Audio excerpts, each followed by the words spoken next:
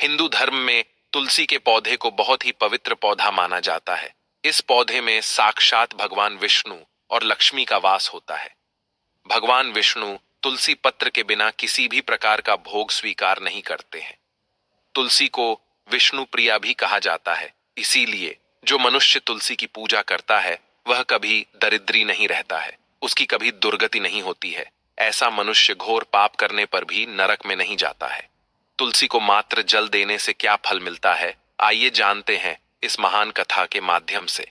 एक बार देवी सत्यभामा भगवान श्री कृष्ण से पूछती है, हे स्वामी, आप तो तीनों लोकों के स्वामी हैं, फिर भी आप इस तुलसी के पौधे की पूजा क्यों करते हैं? इसे नित्य जल क्यों चढ़ाते हैं?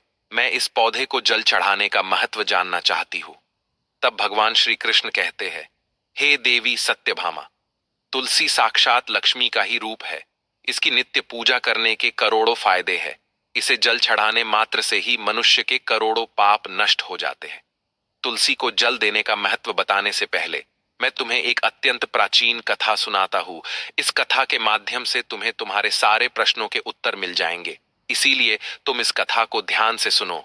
श्री कृष्ण कहते हैं, हे देवी, जो भी मनुष्य केवल इस कथा का श्रवण कर लेता है उसे 100 वर्षों तक तुलसी को जल देने का फल प्राप्त होता है। देवी सत्यभामा कहती है, हे प्रभु, मैं इस कथा को अवश्य सुनना चाहती हूँ। आप मुझे वह कथा सुनाइए, मैं इसे पूरे ध्यान से सुनूंगी। तब भगवान श्री कृष्ण देवी सत्यभामा को तुलसी को जल देने के महात्म्य की कथा सुनाते हैं। हे देवी सत्यभामा, इस विषय में एक प्राचीन इतिहास है जो बहुत ही उत्तम और पुण्य फल प्रदान करने वाला है। पूर्व काल की बात है, अवंतीपुरी में धनेश्वर नाम का ब्राह्मण रहता था।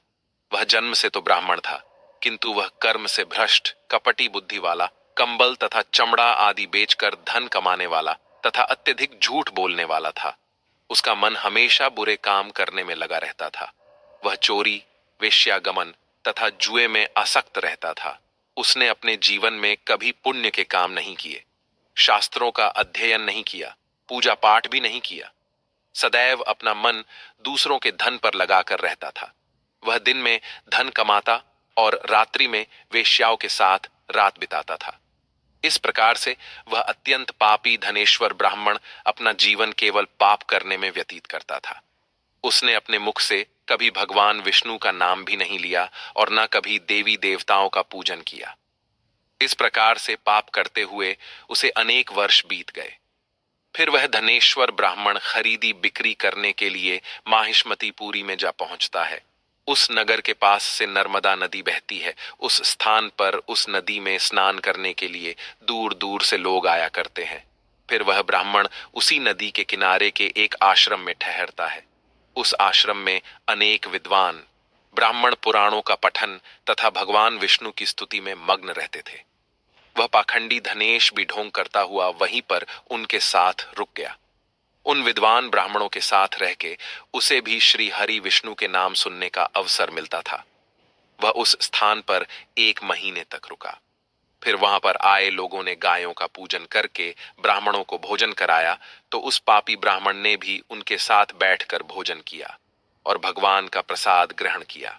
वहीं पर उस आश्रम में एक तुलसी का पौधा था। वह ब्राह्मण जाने अनजाने में ही उस तुलसी के पौधे में पानी डालता था। उसके मन में कोई विचार नहीं था कि वह क्या कर रहा है। वह रोज सुबह उठकर पात्र में पानी लेकर तुलसी के पौधे में डालता रहता था। फिर एक दिन वह आश्रम में सोया हुआ था, तो उस स्थान पर एक सर्प आ गया और उस सर्प ने उसे नींद में ही काट लिया। उस पापी ब्राह्मण की नींद में ही मृत्यु हो गई। सुबह जब अन्य ब्राह्मणों ने उसे बेहोश अवस्था में देखा, तो उन्होंने उसके मुख में तुलसी पत्र और तुलसी का जल डाल दिया। फिर सभी ब्राह्मणों को पता चला कि उसकी मृत्यु हो गई है। उस पापी ब्राह्मण की मृत्यु के बाद उस स्थान पर यम के दूत प्रकट हुए और उसे पकड़कर यमलोक ले जाने लगे। रास्ते में जाते हुए वह ब्राह्मण विलाप करने लगा और यमदूतों से कहने लगा, हे यमदूतों, मुझे कहाँ ले जा रहे हो? मेरी मृत्यु किस कारण से हुई है? तब यमदूत कहने लगे, अरे दुष्ट ब्राह्मण, तूने जन्म से लेकर मृत्यु तक बहुत पाप किए हैं। तेरे पापों के कारण ही तुझे एक काले सर्प ने काट लिया और तेरी मृत्यु हो गई है। अब हम तुझे यमलोक लेकर जा रहे हैं। वहां पर यमराज तेरे पाप कर्मों का लेखा जोखा देखेंगे और निश्चित ही तुझे वे नरक में डालेंगे। फिर वह ब्राह्मण जोर जोर से विलाप करने लगा और उन यमदूतों से क्षमा याचना करने लगा। किंतु यम के दूतों को उस पर जरा सी भी दया नहीं आई और वे उसे पीटते हुए यमलोक लेकर गए। जब यम के दूत उस ब्राह्मण को लेकर यमराज के सामने पहुंच गए तो यमराज के पास बैठे हुए चित्रगुप्त ने उस ब्राह्मण के जन्म से लेकर मृत्यु तक के कर्मों का लेखा जोखा निकाला और यमराज से कहने लगे, हे महाराज, इस ब्राह्मण ने तो बचपन से लेकर मृत्यु तक पाप ही पाप किए हैं। इसने कोई पुण्य का काम नहीं किया है। यह तो मूर्तिमान पाप ही है। इसे कल्प भर के लिए नरक में डाल दिया जाए। फिर यमराज कहते हैं, हे दूत, जीवन भर पाप करने वाले इस दुष्ट ब्राह्मण को उठाकर ले जाओ और इसे कुंभीपाक नामक नरक में डाल दो। यमराज के आदेश का पालन करते हुए वे यम के दूत हंसते हुए उस पापी ब्राह्मण को लेकर चले गए और उसे मुदगरों से पीटने लगे, जिससे उस ब्राह्मण का मस्तक टूट गया और वे उसे कुंभीपाक नामक नरक में ले गए। उस भयंकर नरक में खौलते हुए तेल के बड़े बड़े घड़े थे, जिसके नीचे भयंकर अग्नि धधक रही थी। फिर यमराज के दूत ने उस ब्राह्मण को उस खौलते हुए तेल के घड़े में डाल दिया। लेकिन जैसे ही वह ब्राह्मण उस खौलते हुए तेल के घड़े में गिरा, वह तेल एकदम से ठंडा पड़ गया। इस विचित्र घटना को देखकर उस यम के दूत को बड़ा आश्चर्य हुआ। ऐसा पहले कभी नहीं हुआ था। उसने कितने ही पापियों को उस तेल के घड़े में डाला था। वे सभी उस खौलते तेल में गिरकर छटपटाने लगते थे। लेकिन जैसे ही वह ब्राह्मण गिरा, वह तेल अचानक से शांत और शीतल हो गया। इस आश्चर्य को देखते ही वह यमदूत तीव्र गति से दौड़ता हुआ यमराज के पास पहुंच गया। यमराज ने पूछा, हे दूत, क्या बात है? इतनी तीव्र गति से दौड़ते हुए क्यों आ रहे हो?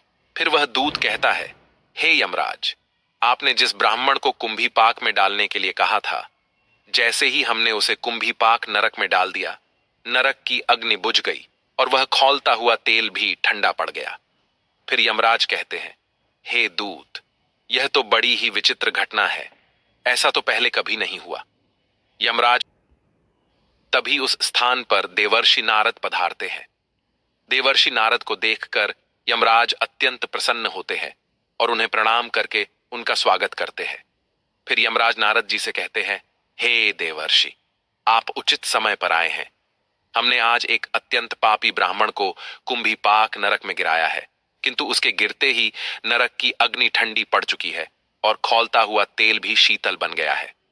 तब देवर्षि नारद यमराज से कहने लगते हैं, हे धर्मराज, आपने जिस ब्राह्मण को कुंभीपाक नरक में डाला है, वह नरक में डालने योग्य नहीं है, क्योंकि इस ब्राह्मण के द्वारा अनजाने में ही ऐसा कर्म हो गया है जो नरक का नाश करने वाला है। जो मनुष्य पुण्य करने वाले लोगों के साथ रहता है, उसे उनके पुण्य का भाग अवश्य मिलता है, और यह ब्राह्मण तो 1 महीने तक भगवान विष्णु के भक्तों के साथ रहा है। इस ब्राह्मण में आश्रम में रहते हुए नित्य तुलसी को जल अर्पण किया है, इसीलिए यह बहुत बड़ा पुण्यवान बन गया है। इसके समस्त पाप नष्ट हो गए हैं।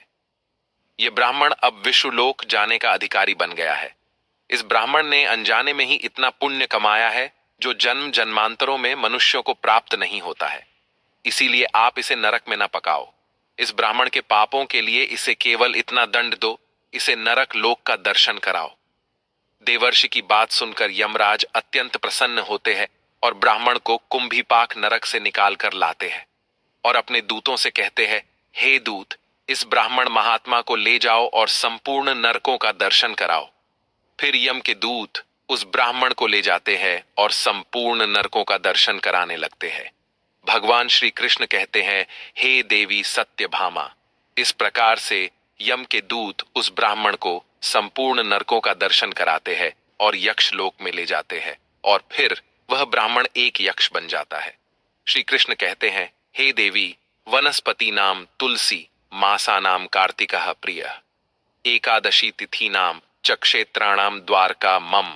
वनस्पतियों में मुझे तुलसी प्रिय है, मास में कार्तिक मास, तिथि में एकादशी और क्षेत्र में मुझे द्वारका प्रिय है। इसीलिए जो मनुष्य नित्य तुलसी की पूजा करता है, तुलसी को जल देता है, वह मुझे सबसे अधिक प्रिय है। उस मनुष्य की कभी दुर्गति नहीं होती है, वह कभी नरक में नहीं गिरता है। जिन घरों में तुलसी का पौधा सदैव ही हरा भरा रहता है, उस घर में सुख शांति और समृद्धि बनी रहती है। भगवान विष्णु की पूजा में और उन्हें चढ़ाए जाने वाले भोग में तुलसी के पत्र अवश्य होने चाहिए, क्योंकि तुलसी पत्र के बिना भगवान विष्णु किसी भी प्रकार का भोग स्वीकार नहीं करते हैं। इसीलिए प्रत्येक घर में तुलसी का पौधा अवश्य होना चाहिए। अगर आपके घर में तुलसी है तो सुख शांति और समृद्धि के लिए तुलसी को चुनरी अवश्य चढ़ानी चाहिए। हमेशा ध्यान रहे कि तुलसी का पौधा चुनरी के बिना अधूरा होता है। तुलसी केवल एक पौधा नहीं है, बल्कि वह देवी है, विष्णु पत्नी है। इसीलिए तुलसी को चुनरी अवश्य ही चढ़ानी चाहिए। इससे पति पत्नी में प्रेम और विश्वास बढ़ता है। घर में रहने वाली महिलाएं सदा सुहागिन और सौभाग्यशाली रहती है। तुलसी का विवाह भी अवश्य करना चाहिए। इससे मनुष्य के सभी दुखों का अंत होता है और सांसारिक जीवन सुखमय बीतता है। तुलसी के पौधे के पास अपने मुख से अपशब्द नहीं बोलने चाहिए। तुलसी के पास भूल से भी जूते चप्पल अथवा झाड़ ढू पोंछा नहीं रखना चाहिए। इसे पाप माना गया है। जहां पर तुलसी का पौधा हो उस स्थान के आसपास थूकने से घोर अनर्थ होता है। तुलसी के पास जल से भरा हुआ पात्र भी नहीं रखना चाहिए। तुलसी के पौधे के पास दीपक जलाने के बाद दीपक को वहां से हटा देना चाहिए, क्योंकि तुलसी के नीचे बुझा हुआ दीपक रखना अशुभ माना जाता है। जिस स्थान पर भी तुलसी का पौधा होता है उस स्थान को हमेशा ही स्वच्छ रखना चाहिए। इसीलिए नियमित रूप से तुलसी के पौधे का पास साफ सफाई का ध्यान रखें। तुलसी के पौधे में शिवलिंग और गणेश जी की प्रतिमा नहीं रखनी चाहिए। साथ ही तुलसी के गमले में अन्य किसी भी प्रकार का पौधा भी लगाना अशुभ होता है। तुलसी के पौधे के पास कपड़े भी नहीं सुखाने चाहिए, अन्यथा कपड़ों से गंदा पानी तुलसी के पौधे पर गिर सकता है। ध्यान रहे, तुलसी के पौधे को नाखून से नहीं तोड़ना चाहिए। इससे तुलसी का अपमान होता है। यदि तुलसी के पत्ते सूख कर गिर जाते हैं तो उन्हें कचरे में नहीं फेंकना चाहिए। उन पत्तों को आप तुलसी की मिट्टी में ही दबा दें। रविवार के दिन तुलसी के पत्ते नहीं तोड़ने चाहिए और रविवार को तुलसी को जल भी नहीं चढ़ाना चाहिए। बाकी अन्य दिन नित्य बिना चुके तुलसी को सुबह जल देना चाहिए और शाम के समय एक दीपक जलाना चाहिए। अक्सर महिलाएं स्नान के बाद अपने बाल खुले रखकर ही तुलसी को जल देती है। ऐसा करना गलत होता है।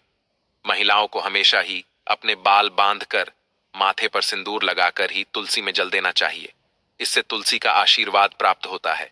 घर में तुलसी का पौधा लगाते समय ध्यान रहे कि इसके लिए गंदी मिट्टी का उपयोग ना करें। तुलसी के पौधे के लिए शमशान की अथवा गंदगी वाले स्थान की मिट्टी का कभी उपयोग नहीं करना चाहिए। इससे तुलसी मां रूठ जाती है और सूखने लगती है। तुलसी का पौधा कभी गंदे स्थान पर नहीं लगाना चाहिए, जैसे नाली अथवा बाथरूम के पास तुलसी का पौधा कभी नहीं रखना चाहिए, अन्यथा गंदा पानी तुलसी के पौधे में गिर सकता है, जो बहुत ही अशुभ माना गया है। घर में तुलसी का पौधा कभी सूखना नहीं चाहिए। शास्त्रों में ऐसी मान्यता है कि तुलसी का पौधा सूखना अकाल मृत्यु की सूचना देता है।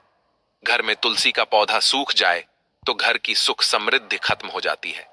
सूखी हुई तुलसी में मां लक्ष्मी का वास नहीं होता है। शास्त्रों के अनुसार मासिक धर्म के दौरान महिलाओं को तुलसी के पौधे में पानी नहीं डालना चाहिए और तुलसी को स्पर्श करना भी वर्जित है। तुलसी को बिना स्नान किए जल नहीं देना चाहिए और पैरों में चप्पल आदि पहनकर भी तुलसी को जल ना दे। तुलसी को जल देते समय ध्यान रहे कि वह जल आपके पैरों पर ना पड़े। इससे तुलसी का अपमान होता है। श्री कृष्ण कहते हैं, नित्य तुलसी के दर्शन से मनुष्य को स्वर्ग की प्राप्ति होती है और तुलसी पत्र के सेवन से उसके सभी पाप नष्ट हो जाते हैं। तुलसी का पौधा हमेशा ही घर के सामने लगाना चाहिए। इसे पूर्व अथवा उत्तर दिशा में लगाना सबसे अधिक शुभ होता है। तुलसी के पास मरुस्थलीय पौधे रखना बेहद अशुभ माना जाता है। ऐसे पौधों से नकारात्मक ऊर्जा निकलती है। शास्त्रों में कहा गया है, जिन पौधों से हरी भरी कलियों की उत्पत्ति ना हो, उसके स्थान पर कांटे निकलते हो, तो ऐसे पौधों को तुलसी के पास कभी रखना नहीं चाहिए। शास्त्रों में केले के पौधे का विशेष महत्व बताया गया है। अगर तुलसी के पास केले का पेड़ लगा देते हैं तो कई गुना अधिक लाभ प्राप्त होंगे। केले के पेड़ में भगवान विष्णु का वास होता है।